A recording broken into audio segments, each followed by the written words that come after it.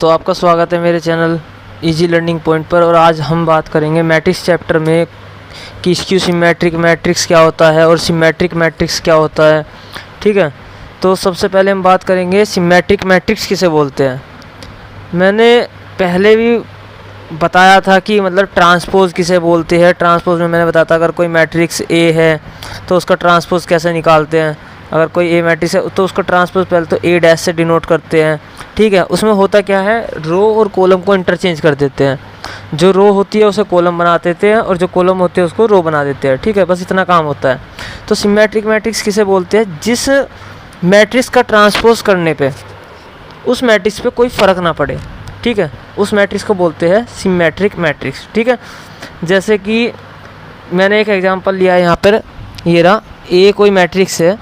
ठीक है, अगर आप इसका ट्रांसपोज करते हो ए ट्रांसपोज, तो वो क्या आएगा, मैं फर्स्ट रो को फर्स्ट कॉलम बना दूँ, क्या आएगा 2 3 4। ठीक है, और सेकंड रो को सेकंड कॉलम बना दूँ 3 6। ठीक है, और थर्ड रो को थर्ड कॉलम बना देते हैं 4 6 8। ठीक है, तो देखो इस मैट्रिक्स में और इस मैट्रिक्स में कुछ फ़र्क है नहीं है, सेम टू सेम मैट्रिक्स है। तो ऐसे मैट्रिसेस को हम बोलते हैं सिमेट्रिक मैट्रिक्स। ठीक है, अब फिर से एक बार पढ़ते हैं इसमें क्या लिखा है। कोई स्क्वायर मैट्रिक्स है ए जो कि ए इक्वल टू ए आई जे, यानी कि ए आई जे मतलब आई की वैल्यू किसको रिप्रेजेंट करती है, रो को रिप्रेजेंट करती है, जे की वैल्यू कॉलम को रिप्रेजेंट करती है। ठीक है, is said to be symmetric if a dash equal to a, that is a i j. ये देखो इंपॉर्टेंट चीज़ है, ए आई जे इक्वल टू ए जे आई। इसका मतलब क्या है कि ए आई जे यानी कि अगर मान लो मैं A12 कह रहा हूँ तो ये इक्वल होना चाहिए A21 के, जो हमारा ट्रांसपोज करने के बाद मैट्रिक्स आया था, ये उसके इक्वल होना चाहिए। ठीक है, तो आप इसमें ध्यान ट्रांसपोज करने से पहले भी आप चेक कर सकते हो। जैसे देखो ये A21 है, वो सॉरी A12 है, और ये क्या है A21 है, दोनों सेम है। ये A13 है और ये A31 है। ठीक है, दोनों सेम टू सेम है। ये A23 है और ये A32 है, दोनों सेम टू सेम है। ठीक है, आप एक चीज़ में नोटिस करना, कभी भी चाहे सिमेट्रिक हो या कोई सा भी जो मैं दूसरा बताऊंगा, हमेशा ध्यान रखना जो डायगोनल एलिमेंट्स होंगे वो कभी भी चेंज नहीं होंगे, वो सेम टू सेम रहते हैं हमेशा बीच के एलिमेंट। ठीक है, अगर मैं स्क्यू सिमेट्रिक अभी जो आगे बताऊंगा उसको थोड़ा सा आप देखते हैं। चलो, स्क्यू सिमेट्रिक मैट्रिक्स इसको बोलते हैं। अगर मान लो मैंने ट्रांसपोज कर दिया किसी मैट्रिक्स का, ठीक है, ट्रांसपोज करने के बाद वो जो मैट्रिक्स आया वो पहले वाले का नेगेटिव आया। ठीक है, अगर जैसे मैं एक अभी नीचे एग्जांपल लेता हूँ कि ये कोई एक एग्जांपल है, ये रहा ए इक्वल टू ये कोई मैट्रिक्स है। ठीक है, ये स्क्यू सिमेट्रिक मैट्रिक्स क्यों है, इसका रीज़न ये है, अगर मैं ए का ट्रांसपोज करता हूँ तो क्या आएगा, पहली रो को पहला कॉलम बना दो तो 0 E F, और दूसरी रो को दूसरा कॉलम बना दो -E 0 और G। ठीक है, ऐसी थर्ड रो को थर्ड कॉलम बना दो -F -G और 0। ठीक है, तो अगर ध्यान दो इस मैट्रिक्स में और इस मैट्रिक्स में अंतर क्या है, सिर्फ अगर मैं इस वाले मैट्रिक्स में इस वाले में माइनस की मल्टीप्लाई कर दूं, या आप ये कहो मैं इस वाले में माइनस की मल्टीप्लाई कर दूं, तो ए ट्रांसपोज के इक्वल आ जाएगा। कैसे, अगर मैं -A कर दूं तो सोचो क्या होगा, यानी कि इसके आगे माइनस लगा देते हैं तो अंदर जाएगा माइनस साइन, सब हर एक एलिमेंट के साथ मल्टीप्लाई होगा। हमें पता है स्केलर मल्टीप्लिकेशन कैसे होता है। ठीक है, तो 0 -E ये -F। ठीक है, इस तरीके से बनेगा, सही है। ऐसे ही नीचे ये +E हो जाएगा क्योंकि माइनस का था, ये +F हो जाएगा, 0 G और ये माइनस के G और ये 0। ठीक है, इस तरीके से। तो देखो ये मैट्रिक्स और अब ये वाला मैट्रिक्स दोनों बराबर है, तो इसका मतलब क्या हुआ कि A ट्रांसपोज इक्वल टू आना चाहिए -A के, तो उसे बोलते हैं हम स्क्यू सिमेट्रिक मैट्रिक्स। ठीक है, अब इसमें ध्यान दो अगर आप, तो जो डायगोनल एलिमेंट है वो हमेशा 0 होंगे। ध्यान रखना, जो भी इसके सिमेट्रिक मैट्रिक्स होगा उसमें ध्यान देना कि उसके डायगोनल एलिमेंट्स 100% 0 होंगे। ऐसा क्यों, क्योंकि मैंने बताया डायगोनल एलिमेंट्स कभी चेंज नहीं होते, क्योंकि देखो A11 एलिमेंट A11 पे ही आएगा, A22 एलिमेंट A22 पे ही आएगा, क्योंकि आप आई जे को चेंज करोगे इंटरचेंज तो कोई फ़र्क नहीं पड़ेगा, फिर भी 22 ही रहेगा।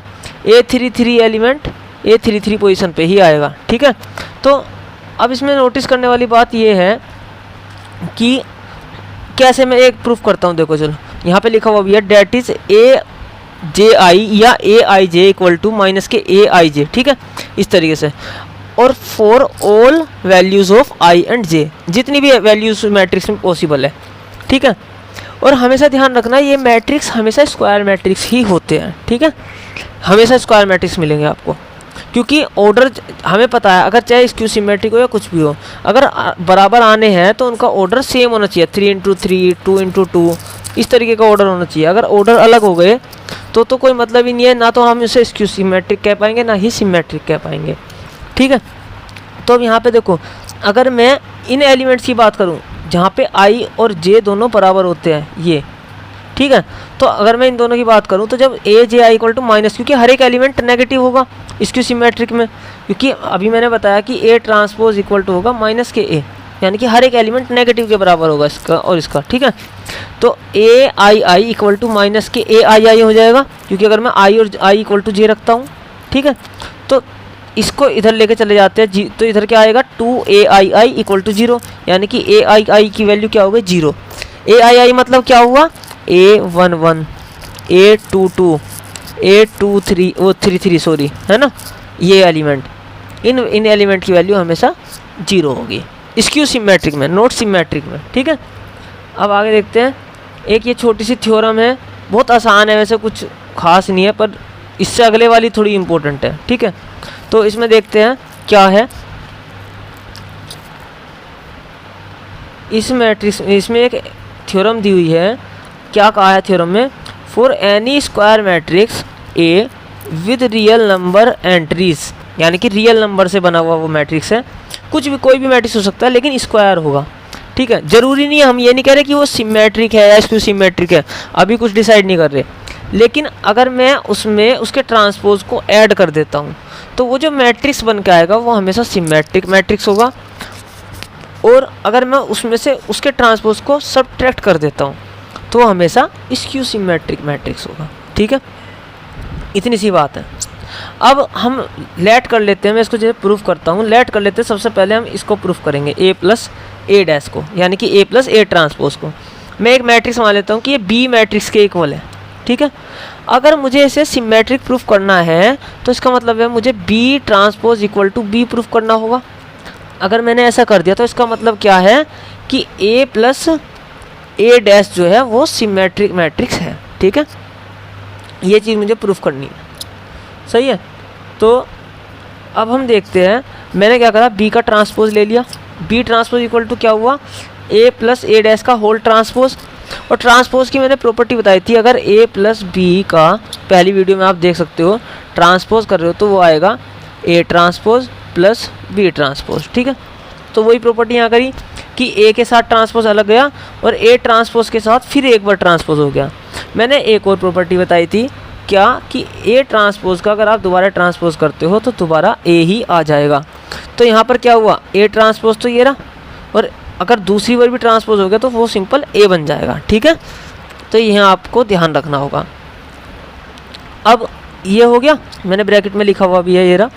तो हमें पता है कि मैट्रिक्स के अंदर अगर आप एडिशन करते हो तो वो कॉम्यूटेटिव होता है, यानी कि अगर दो मैट्रिक्स है A प्लस B कर लो या B प्लस A कर लो, ये कॉम्यूटेटिव होता है, ठीक है। ये भी मैंने अपनी पहली वीडियो में बताया हुआ है, ठीक है, तो आप देख सकते हो पीछे जाके।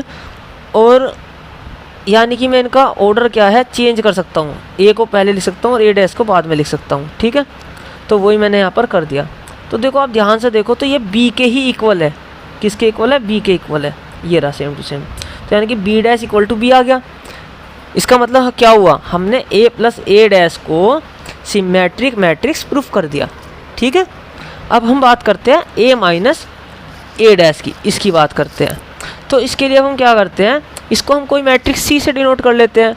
तो इसको सिमेट्रिक दिखाने के लिए क्या क्या प्रॉपर्टी होती है कि अगर हम ट्रांसपोज करें उस मैट्रिक्स का और वो उसके नेगेटिव के इक्वल आ जाए, ठीक है। यानी कि अगर कोई मैट्रिक्स A है उसका ट्रांसपोज करा तो वो -A के इक्वल अगर आ जाता है तो ए मैट्रिक्स जो है वो स्क्यू सिमेट्रिक मैट्रिक्स कहलाता है। ठीक है, तो यहाँ पर आप ध्यान दो, तो मैंने इसको सी लेट कर लिया, सी का ट्रांसपोज करा सेम टू सेम जैसे ऊपर किया है, ट्रांसपोज को डिस्ट्रीब्यूट कर दिया ए के साथ अलग और ए ट्रांसपोज के साथ फिर से ट्रांसपोज कर दिया, तो ए ट्रांसपोज ऐसे ही और ए ट्रांसपोज का ट्रांसपोज क्या आ गया, ए आ गया।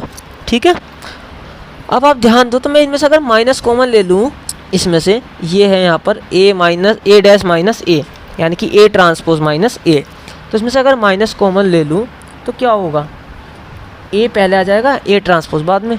तो आप ध्यान दो, ये किसके इक्वल है, ये सी की तो इक्वल है, तो इसका मतलब क्या हुआ, सी ट्रांसपोज माइनस सी के इक्वल आ गया। तो हम कह सकते हैं कि ए माइनस ए ट्रांसपोज जो है वो स्क्यू सिमेट्रिक मैट्रिक्स बनेगा। ठीक है, इतना सा काम था इसमें, बहुत आसान था। अब इससे जो अगला है वो बहुत इंपॉर्टेंट है। ठीक है, इसको ध्यान से देखना, यहाँ पे इसने क्या कहा है कि कोई मैट्रिक्स है, कोई भी एक स्क्वायर मैट्रिक्स है, उसको एक्सप्रेस करो किसके रूप में, एक्सप्रेस करना है sum of symmetric and a skew symmetric matrix. ठीक है, उसको कन्वर्ट करो इस तरीके से कि आप उसे लिख सको, एक सिमेट्रिक मैट्रिक्स हो और एक स्क्यू सिमेट्रिक मैट्रिक्स हो। तो उसके लिए क्या करना होगा, मान लिया मैंने कोई एक मैट्रिक्स ए था, ठीक है, स्क्वायर मैट्रिक्स, तो मैं ए को क्या लिख सकता हूँ, सोचो आप, ए को मैं ए प्लस उसमें से हाफ ए ट्रांसपोज माइनस वो प्लस और ए ट्रांसपोज माइनस कर सकता हूँ। ठीक है, कोई प्रॉब्लम नहीं है भाई, बिल्कुल इक्वल कर रहा हूँ ना, हाफ ही ऐड करा हाफ ही माइनस करा, तो कोई भी फ़र्क थोड़ी पड़ा है। आप सोचो मैं 2 में 1 को प्लस कर दूँ और 1 को ही माइनस कर दूँ, तो 2 पे कुछ फ़र्क पड़ा नहीं, 2 ही रहना है। ठीक है, तो वही चीज़ मैंने यहाँ पर की है, आप देख सकते हो। तो फिर मैंने ए को क्या किया, हाफ हाफ में कन्वर्ट कर लिया, सही है, हाफ, और ये हमारा था ही जो मैंने अभी ऐड और सब्ट्रैक्ट किया था। तो अभी मैं एक बार ऊपर जाता हूँ, दोबारा उस एग्जांपल को दोबारा दिखाता हूँ, उस थ्योरम को जो मैंने अभी बताई थी।